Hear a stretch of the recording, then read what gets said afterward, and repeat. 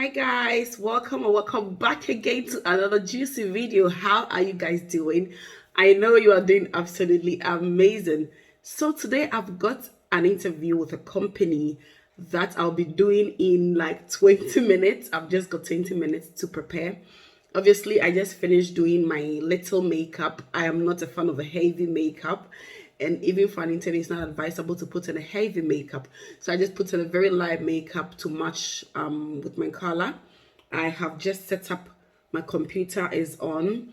I am just waiting for the 20 minutes to be due for me to go for an interview. Guys, wish me luck.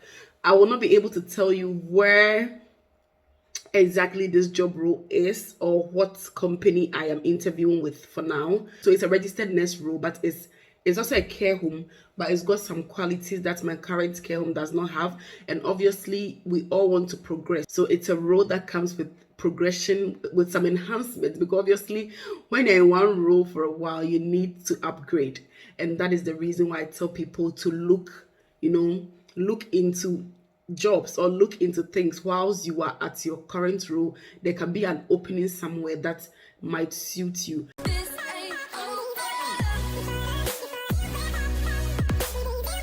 So yes, today I'm doing an interview with this company. I am very anxious. At the same time, I'm excited.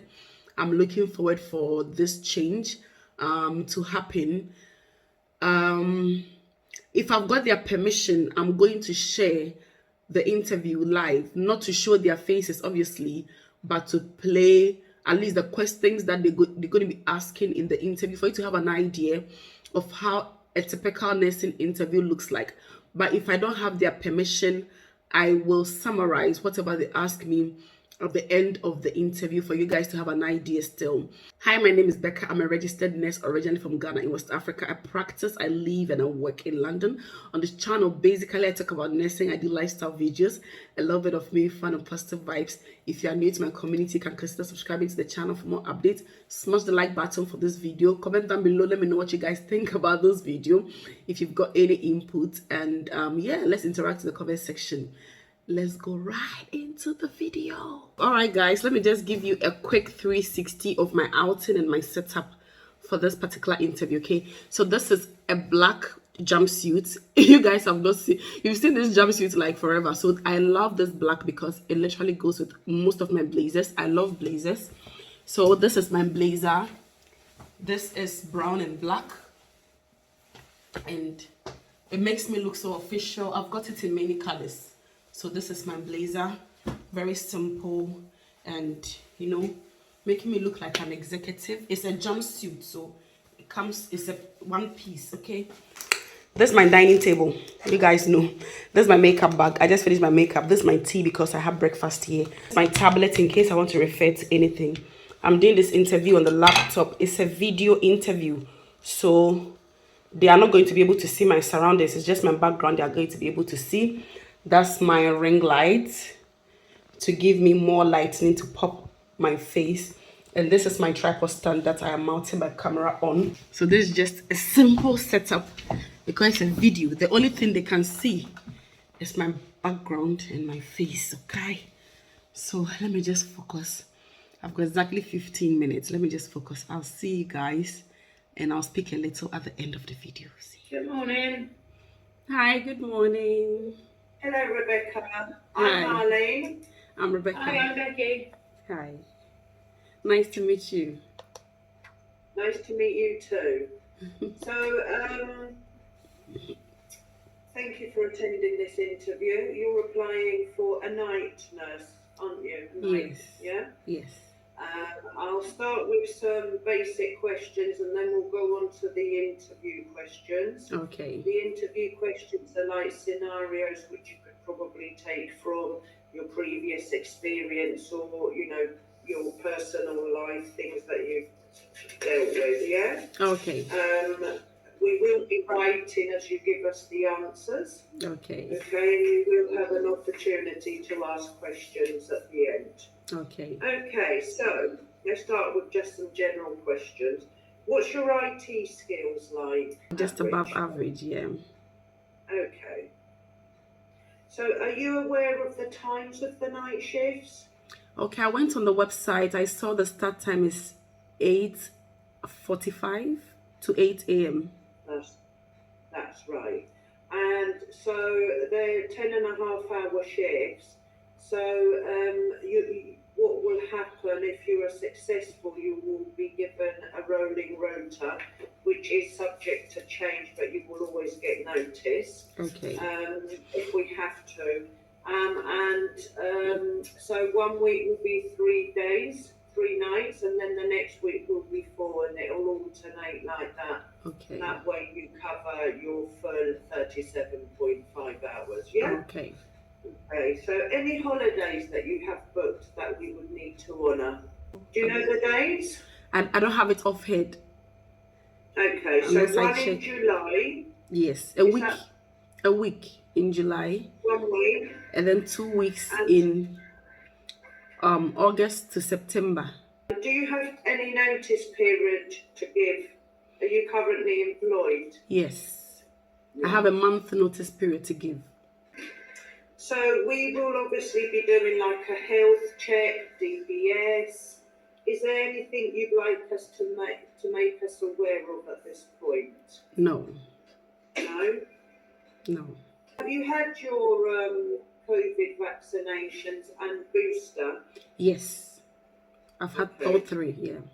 Okay. So I'll start with the questions. Okay. What was it in particular about this role that's made you decide to apply? Okay, for some time now, and I've been looking for. I currently work in a nursing home, and we are into care of the elderly, end of life, supporting people, aged. And for some time, I've been looking for something still around the care home, but with a little bit of difference. So when I was searching online, I realized that offers assistance to not only the elderly, but people from the age of 18 years. So it's got like a little bit of wide coverage, more than where I am now. And I feel this is an environmental opportunity for me to learn a bit more than what I know, because now I know about how to deal with the elderly towards end of life, but I don't know how to deal with people, with young people, and people with neurological, who need neurological assistance as well. I don't know much about that, so it's something that I want to look into to develop. That's why I opted to join. Very lovely, thank you very much. Okay, so can you give us an example of a time when you have been faced with a difficult decision? So I remember when I was in the NHS, I was in an endoscopy unit, and we had a gentleman who came in for an upper GI procedure. So he came in for the procedure, and to be honest, that day we were running behind time. Our list was very long and was taking time for the consultant to finish. So the gentleman was getting a little bit impatient. He was diabetic. I could understand him. He was diabetic. He had to go and find something to eat. And with these procedures, you have to fast for at least 6 hours before coming for the procedure. So I feel he was getting a bit hungry. He wanted something to eat, and the list was still running. So he got out of the unit and left without telling anyone. And we had to go and get him. At that point, it was a very tough decision, just to let him go without looking for him, or to look for him to come back for the procedure to explain things to him. So we couldn't find him. I spoke with my unit manager. She gave me the assistance and the support, the go ahead to go look for him. We went around the whole compound, couldn't get hold of him. Eventually, we had to call the police. We had to call the next of kin. Lo and behold, he was home. So we pleaded. I spoke with the next of kin, pleaded with her to let him come back. He said he wouldn't come back. So I had to convince him. At that point, there was nothing to do than to convince him, because he had a cannula in his arm. So I explained to him that his cannula is a point of infection. He has to come back to take it off. So when he came back, we offered him something to drink, apologized for the long wait, and then asked him if he still wanted the procedure to go on or not. I had to involve the consultant to speak to him. He eventually declined for the procedure to go on, but at least he came back, and I was able to apologize to him on the behalf of the whole team, and he accepted our apology, and he wasn't upset with us. We had to rebook him for another date and make sure that he was first on the list for him to come to have the procedure done as early as possible. So it was a tough decision to get through, to get hold of him. But I was glad for the support I had from my managers, for my seniors at that point, giving me the permission to go through to get to the next of Lovely. kin to get him to come back. Oh, lovely. Thank you. So, can you give us an example of a situation where you've had to persuade someone to do something that they weren't keen to do? Yeah, so just back to this same scenario, I had to persuade him to get the procedure done because we were suspecting he could have a cancer based on the symptoms he was presenting.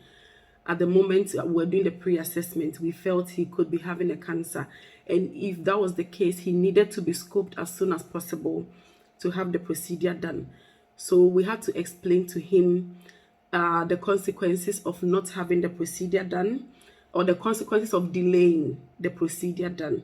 So we explained to him, gave him the long-term effects, the immediate effects, and everything. Thankfully, he was couples mentor, so he could understand everything, and he agreed to get the procedure done the next day. So we were able to book him for the next day on the first list. So we had him done.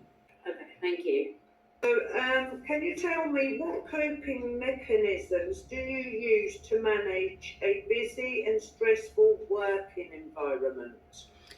Okay, so what I do now, currently where I work, I would say we are short staff and we are mostly working under a lot of pressure.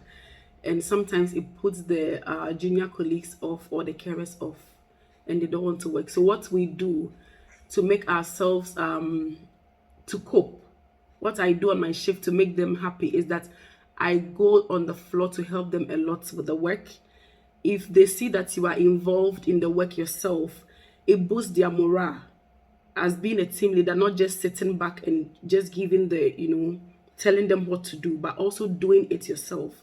It boosts their morale, and also words of encouragement, telling them that look, things are going to be better. We'll soon get more staff. We don't know how soon it is, but let's try to work hard as we are always doing. Let's try to work hard. So just speaking these words of encouragement into ourselves just to boost our spirit to work, to get the work going. So what about, you say yourself, it's a really busy day, there's so many different tasks that you're expected to do, you're under stress, how do you deal with that?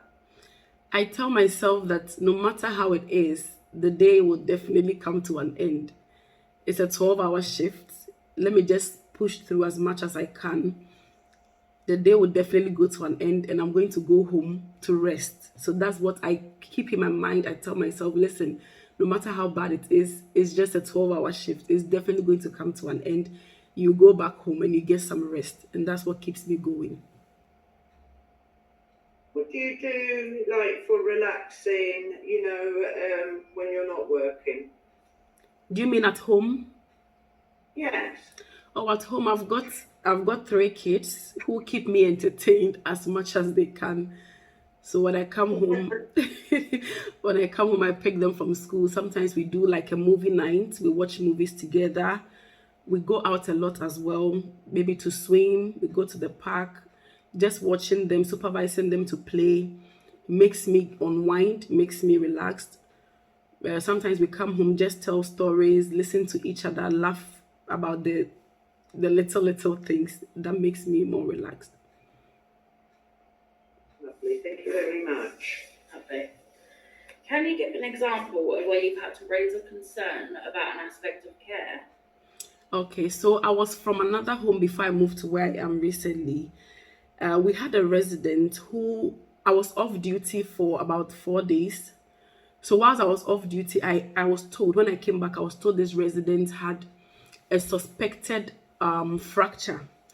So according to my colleagues, she didn't fall at all. She didn't have a fall. She just twisted her leg, kind of.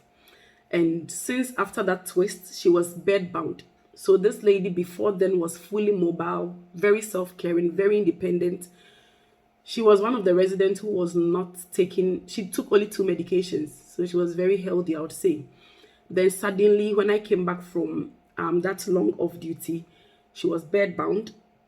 She couldn't mobilize at all. She wasn't eating, which I felt was a big concern for me, knowing the kind of person she was. So I always work night. So I took handover, and at the handover, I realized that her limb, one limb was shorter than the other, which for me is a very classic sign of fracture. So I raised it to my nurse in charge who was giving me the handover at that time. But obviously, it was time for her to end her shift, so she went.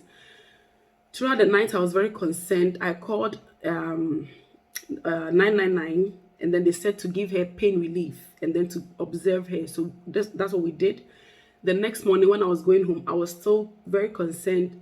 I was feeling very heavy within myself that something was wrong with her. So I called the GP before I left. I called the GP to tell, listen, we've got this resident. I don't know if anybody has told you before, but this is the issue. I suspect she's got a fracture. So fast forward, long story short, it took 3 days for us to get her through to A&E. And lo and behold, it was a fracture, which had, it was delayed to be picked up. Unfortunately, she had bled into the surrounding tissues. She had to go under emergency surgery. So that's a typical scenario. I remember that I raised a concern, and I would say if I hadn't raised that concern, maybe she would have been there, and probably just the worst would have happened if she was still there for a day more. Thank you. Can you give us an example of where you have shown respect for an individual who you did not agree with? There is a senior colleague I was working with whose decision I felt was always contradicting the core values of the company we were working for at that time. So let's say, for example, the company's policy says to reassess an individual who has left the home. If the person is coming back to the home after a week or two, you have to reassess them all over again. But this person, who happens to be my senior colleague, will go and take the old assessment that she has done 2 weeks ago and use that same assessment for us to write our care plans, which I felt wasn't the best, because this person might have changed. Anything might have changed with this person within 2 weeks. So I raised it to her. I told her, listen, this is not the policy or what the company says should be done. I wasn't the only one who was concerned. I had other colleagues who were also equally concerned about how things were running. Not just that, sometimes things that needs to be followed up, maybe you hand over to this person, is not followed up on. You come back the next night, nothing is done. And you can't trace with the pharmacy at the night. So it was creating a bit of concern for us. We spoke to her, still she didn't accept it, so we had to escalate it to our manager. We told her this is what is happening. We would plead with her to talk to her, because if something happens, if something goes wrong, she's not the only one who's going to be in trouble. We are all going to be in trouble.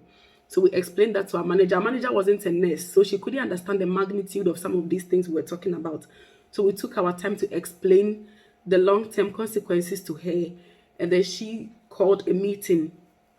So we had a meeting. Then she allowed us to talk to our senior, explain to her in our manager's presence, which we did politely. We told her the consequences. Then she came to the realization that what we were talking about it was heavier than what we were trying to anticipate or what we're explaining. So she accepted and apologized for all that has happened in the past. And then subsequently we worked together to try to make things better. Okay, lovely, thank you. So the next set of questions is about your skills and competence as a nurse. Okay. Okay. So the role of a staff nurse is to support all the lead nurses. So we have three lead nurses on days, one for each unit, and we have a night lead nurse. So part of your role would be supporting those and ensuring good standards of practice are delivered and maintained. So what sort of experience or skills do you have in that area?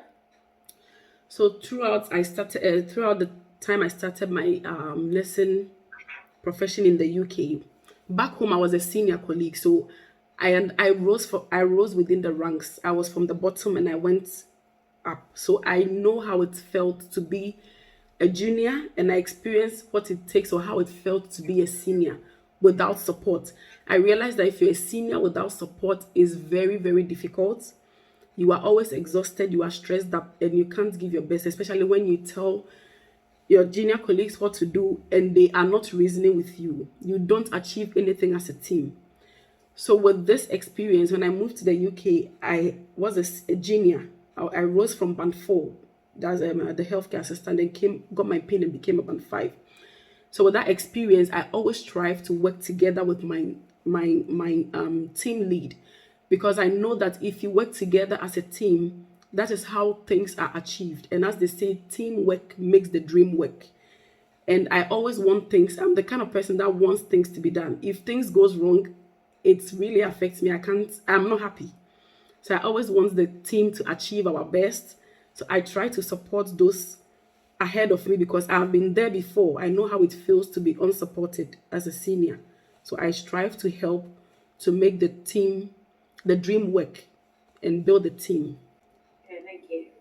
What does professionalism look like to you? Professionalism means to showcase or to exhibit a high standard of knowledge and experience in the field where you are working in, and working together as a team with different people from different backgrounds, working together with the multidisciplinary team, sharing your knowledge, your experience, and your skills, and also learning from these people and adding up to your knowledge as well, whilst maintaining a high level of respect for each and everyone's point of view, because we are different people. We will agree to disagree at a point. So you have to respect people's opinion and not look down on people, but try to work together with them, share your knowledge, bring what you have on board, whilst at the same time learning from them to add on to what you already know. That is what I would term as professionalism. Thank you. Can you tell us, can you give us an example, from experience of a quality improvement in practice that you have made? So when we were practicing, we were always short of equipment. So we didn't have a lot of equipment to work, and we still had to work our way through. So what I was doing is that I teamed with our then head of the facility, and tried to explain to her that there are things that we don't have. We need to get these things to work with them. They try to supply these things. Before then, they were not supplying them because they thought they were being misused or something. But when I explained to them that it's not that they were being misused, but it's because our patient ratio was the number of the clients we had were increasing. So we needed to increase our logistics as well. We needed to get items to work with. So fast forward, they made sure that we always had these equipment, to work with. And also I realized that some of the colleagues' interaction with the clients or the service users when they come or when they came into the facility was not that appropriate. So I also raised it with my seniors. We came together, we arranged a program which we called the customer service. So we brought somebody from outside to teach customer service, because it was something that we're not doing. We just knew our nursing. We didn't really know more about customer relation. We didn't know how to keep our patients or our service users, for them to return back to our service or to our facility. And because it was more of a public facility, people didn't really care who comes in or who doesn't come in. They still were going to get paid. But I made them understand that, listen, trying to keep your service users is very keen, because the more you keep them, you already know them. So when they come, you know what to do for them. So keeping them is key. So we brought somebody who had the customer service background to help us to have a training. We all understood the essence of being respectful to our clients, and showing them the compassion that they needed when they came into our service. And that really helped us. It boosted our service a lot. We had a lot of people coming in within that year. That's lovely, thank you. Within the centre, you should be supporting the development of the clinical staff. What is your experience of doing this? With the clinical staff, I realized that some people, they will know what to do, but they may not have the right training to do them. So I realized that trainings are very keen. We have to send this clinical staff for trainings as and when needed, especially when something comes up and is new, or a resident with a new condition comes up. We had this same issue with my other place where I was working. So we realized that sometimes residents come in with new conditions or new needs, let's say a resident comes in with peg feed, and the staff there do not know how to go about peg feed unless somebody who has worked in the hospital before and have dealt with them. So I told our manager the best way to do this is not to let one person always go and do the peg feeding. What if that person is sick? That person doesn't come to work. The staff, the clinical staff needs to get exposure. So send them for trainings, expose them. Once they get these competencies signed off, they get this training signed off, they will be able to do them. Currently, where I work is just 2 people that can take bloods, that can do venipuncture and cannulation. So if we have to take bloods for our service users of our residents to take to the GP surgeries, it's either these 2 people, we are there, or nobody at all. So I also raised it to them that what if we are on annual leave? What if we are sick? We don't come to work. All the clinical staff needs to be exposed. They need to learn. You need to make resources available to them.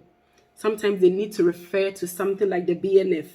Make it available to them. If they read, they know what they are doing.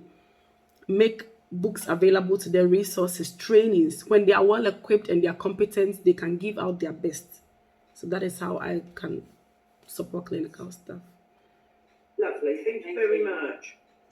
So, could you tell us some of the qualities that you feel you have as a nurse? One of my qualities that I realize helps me a lot is good time management. Not just in nursing, but every aspect of my life, especially in my nursing field, is good time management. Because sometimes you have only 12 hours and the things you have to do in the 12 hours is a lot. And if you don't take care, by the end of your shift, you have to stay back 2 hours, 3 hours to finish up. But once you prioritize your day, so what I do is that I have little parts. I prioritize what I have to do. I write them out in the day. I have to do A, B, C, D at this time, at this time, at this time. I make sure that I'm not rushing at all. I'm giving every resident or every service user the attention they need. However, I am doing it in an organized manner to manage my time properly, so that at the end of the day, I achieve what I want to achieve in the day within my shift. That is one thing. The second thing is critical thinking skills. So I'm able to think, go a little bit outside the box, because I've worked in accident and emergencies before. So sometimes I'll just see a resident. There are people I know. I can just see this resident and I can tell that this resident is not right. Something is not going right. And by the time I do my observations, I realize that maybe the oxygen saturation level is going down. The blood pressure is low. Maybe she's dehydrated. She's not had much of fluids. So that is another thing. Another thing I realize is I have people skills. So I'm able to bring people together. I'm able to keep my team running. And people are always happy to work with me because I go down to work with them. I give them the support, the assistance. I explain to them the whys. Why are you doing this? You are not doing it just because you are doing it. If I tell you to feed a resident and give them fluids, it's not because you have to push fluids. You are not pushing fluids, you are hydrating them. If you are not well hydrated, their blood pressure will drop, they'll get urine infections, they'll end up going to the hospital, we'll get into safeguarding. So once they know why, the whys of doing things, they do it and they understand why they are doing it. I'll say these are 3 things that makes me work very well. Brilliant, thank you. Thank you very much. So, what experience have you had in nursing neurological patients? Have you had any at all? So the only experience I had is where I'm currently working, the care home. Since I moved from the NHS, I was doing just endoscopies.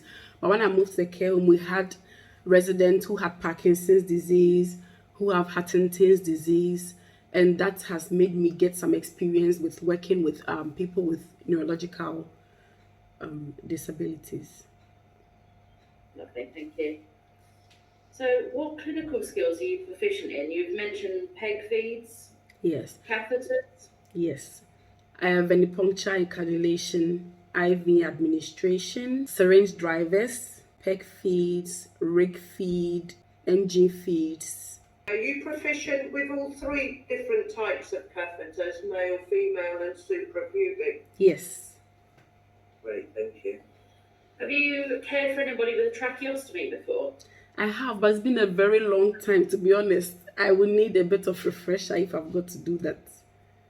That's fine. Lovely. So we currently have 2 residents that have trackies here. Okay. 3 residents, sorry, that have trackies at the minute.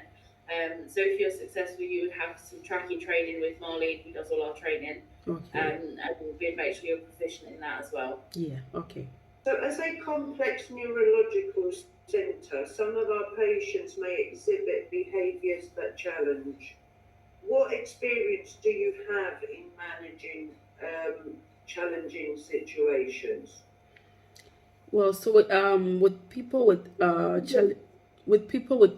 challenging situations, you have to be somebody who is very very patient to deal with them and not rush them through anything at all. Because I realize that it takes a lot of time for them to process whatever you are telling them, for them to understand and agree with you. It's not always that they will agree with you on the first go. Sometimes you have to go back to them again when they are more relaxed, when they are more calm. That is when they will listen to you. That is when they will understand you. If you try to rush them or tell them what to do every time, they get agitated sometimes. So with people like that, you have to give them a lot of time, a lot of room to process their thoughts, to understand what you are trying to tell them. Try and make things relatable to them. Don't use, a lot of, don't say a lot of things at a time. They will not understand you. So try and make things relatable and very simple. If they don't agree with you, leave them, let them cool down, or try and Have you reassure ever them. had any training though in managing challenging behaviours? No, there are things I've not had official training on them, but there are things I learned as I was going up with my profession. Thank you. So the last question is a question that's actually come from one of our residents. So how would you evidence to the residents that you are the best candidate for this post? Come again, please. Sorry. So how would you evidence, so how would you show our residents you're the best person to be looking after them? The only way to know if somebody is the best person is, well, after the interview, based on how well I've responded, is to maybe let me come and do some shadowing based on how I approach them, how I talk to them. You have to be respectful to them. Show them compassion, show them care, exhibit your NMC core values, which is why they are there. Today, unfortunately, the world has lost compassion. Most people don't have it.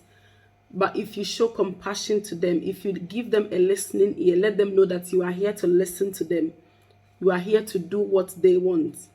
It's not what you want, rushing through to say, this is what I want you to do. Tell them, do this, do that. No. Listen and reason to them. What do you want me to do for you? For example, you go in the morning, you expect to wash them, maybe 5 people at 5 a.m. or 6 a.m. Wash them. No. You have to ask them, what time do you want to be washed? What time do you want to have your breakfast? It's not everybody that wants early morning breakfast. Some may want it after 10 a.m. Some wants to be washed. I'll give an example like my dad now, he's elderly and he's got a stroke. He wants to be washed after 4 o'clock p.m. So if such a person, you wash him at 10 o'clock, you haven't done him any good. So you have to ask them what they want. Tell them, I'm here to work together with you and for you. What you want is what will be done, not what I want. So what time do you want to have your breakfast? What time do you want to have your shower? Maybe you send medication to them and they refuse the medication. They have the right to refuse. If they've got mental capacity, they've got the right to refuse. You document that. However, you try to explain to them why they need to take the medication and reassure them constantly. If the person has not got, Thank you. you're welcome. Thank you very much. Okay, so that's the end of our questions. Is there anything you'd like to ask us at this stage? No, not at the moment. I think I've read most of the things online, and some of the things you've answered them while we were going along with the interview. So, the only thing I would like to ask is there any avenue for career growth? Like people to maybe go for courses to develop in the field that they are. So we have plenty of opportunities. I deliver a lot of training. We have outsiders that come and deliver training as well to our staff. We work very closely with an organisation called Hay. They put on courses every single month. They change them. They have some amazing courses, so we can keep up with current knowledge and upgrade our skills. And you can always book into training with them through us as well. Lots of opportunities to progress. Okay. All right. Thank you. Lovely, thank you. So what we will do is we'll review your answers, discuss it, and then Amy from recruitment should be in contact with you either today or tomorrow. Okay. Oh, sorry. One thing I forgot to ask. So, how many staff is there for the night? So on a night shift, you generally have 3 nurses, and including one-to-ones, we have a couple of residents who are on one-to-one. Okay. There are 9 carers, I think. Yeah. 9 carers and 3 nurses. If for any reason a nurse goes off sick or isn't able to cover a shift and there's only 2 nurses, then you get an extra carer. Oh, So it's an extra pair of hands. okay. And then what you would do is you'd be allocated 1 unit each. If there's 2 nurses, then 1 nurse will cover 2 units and the other nurse will then help out as well. Oh, right. Oh, okay. Okay. Thank you. No worries. Thank you. Thank you, Rebecca. Thank you for your time. Thank you very much as well. Lovely to Thank meet you. you. Nice to meet Thank you you. too. Take care. All right. Bye. Thank you. Bye-bye. Bye. Bye. All right, guys. So that was just a live and detailed interview. I'll try as much as possible not to edit any part of this video because I want you guys to see how the UK interviews people, especially for care home jobs. It's quite detailed. It is more scenario based. You have to be on top of your clinical issues, know a little bit about the company that is interviewing you. As I said, I wouldn't mention the company because what if I get the post? Everybody will know where I'm working. I don't want that. I know. I don't want that. So yeah, I'll just keep the company name hidden. But this is just for you to know how interviews are carried in the UK. It's more scenario based, more practical. They want you to tell them, they'll give you scenarios for you to talk about. I'll play the video and see if I am able to hear the questions play at the background. If not, I will write the questions and then you hear me giving the answers and how I give the answers. To be honest, I wasn't prepared for this interview. I was so anxious at the beginning. I was so anxious, but I am thankful that it was scenario based. It wasn't anything got to do with book, like asking me to define what is Huntington's disease. Because I didn't read much about theory. I was just prepared for the practical, and this is just what I had. This is how most of the UK healthcare interviews look like, more scenario based. So I'm grateful. I am very optimistic. I'm very optimistic, and I'm going to get this job. No doubt. I know myself very well. I know. All right, guys. By the time I post this video, you should be writing congratulations in the comment section because your girl has just got a job, a new job. That means I'll be doing another visa change. I'll be moving from my company to another company. I have my own reasons for moving, as I stated some in the interview. Yeah, so smash the like button for this video. Let me know what you guys think. Subscribe to this channel for more updates. Turn on your post notification bell icon for me so that anytime your darling uploads a video, you'll be notified and be able to watch. Until we meet again in my next video, guys. Yes, bye-bye.